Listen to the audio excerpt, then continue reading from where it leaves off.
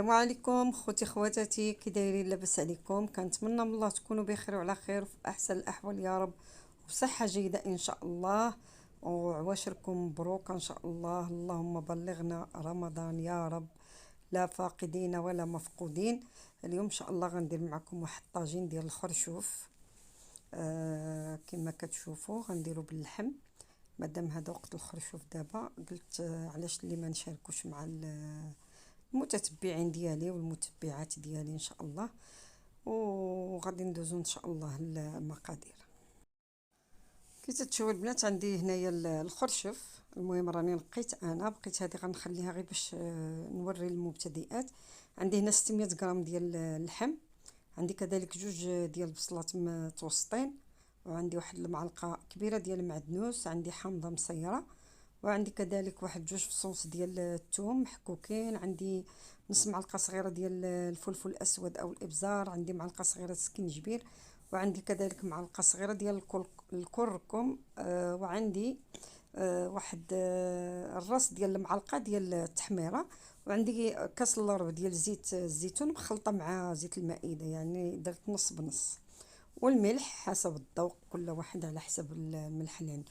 كما كتشوفوا دابا غندير واحد شويه ديال الماء، وغادي ندير هاد العطريه ديالي، غنشرمل فيها هاد اللحم، عاد نضيف عليه البصله، غندير واحد شويه ديال المعدنوس كذلك، وشويه غنخليه للتزيين. المهم غادي نشرمل اللحم هكا، وغادي نضيف البصله وغنردو يتقلى ان شاء الله، وبخليكم معايا.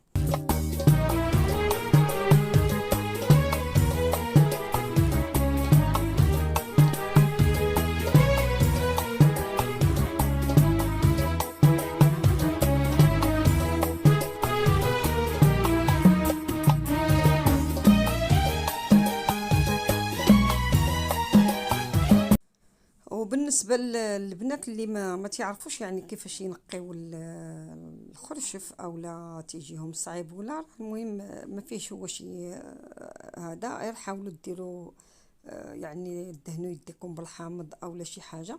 بالنسبه للبنات بحال اللي تتكون هكا خاويه تنبركوا عليها بالصبع، تنعرفوها راها شارفه هذيك، يعني ما غاديش تصلح لنا للطياب.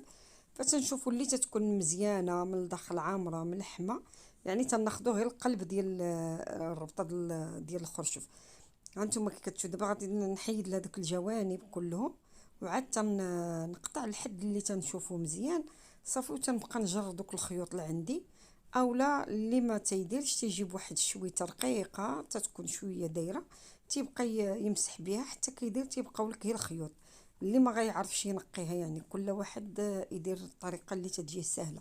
وهكا راه واحد يعني سهله، تتبقاي تجري بالموس وتيتحيد داكشي كله وصافي، وتنبقى نستمروا. تيكون عندنا واحد الاناء فيه الحامض او الليمون، يعني تنديروا فيه الليمون باش تنعصروا فيه، باش ما تتكحل ليناش ديك الخرشوف ديالنا. صافي هادشي اللي كاين ان شاء الله. دابا غادي نخليو حتى غادي طيب ديك اللحم ديالنا يتقلى مزيان، ونرجع معكم ان شاء الله. بعد ما تشحر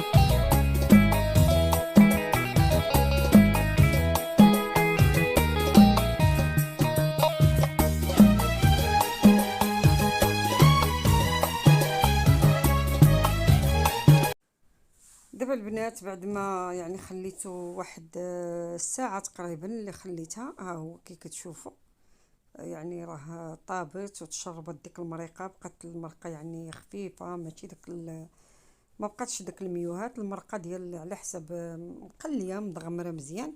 دابا غادي نحاول نقدمها في انا بغيت نقدمه في هاد الطويجين. ان شاء الله، وغادي تشوفوا معايا النتيجه الاخيره ديال الطاجين ديالنا ديال الخرشف. ودابا باش يعني وصلنا للنهايه ديال الفيديو، غادي نقول لكم شكرا لكم بزاف، الناس اللي متابعيني والناس اللي انضمت جديده للقناه، وشكرا لكم على التعاليق الزوينه اللي تتخليو في حقي. نتمنى من الله ان شاء الله الفيديو ديال اليوم يعجبكم وتجربوا هذا الطاجين، راه تيجي رائع، وبالخصوص الخرشف راه فيه فوائد كثيره. وان شاء الله نتلاقاو في فيديو جديد بحول الله، او في شي شهيوه رمضانيه ان شاء الله الى بقى العمر. المهم الى اللقاء هذا، وان شاء الله في فيديو جديد بحول الله.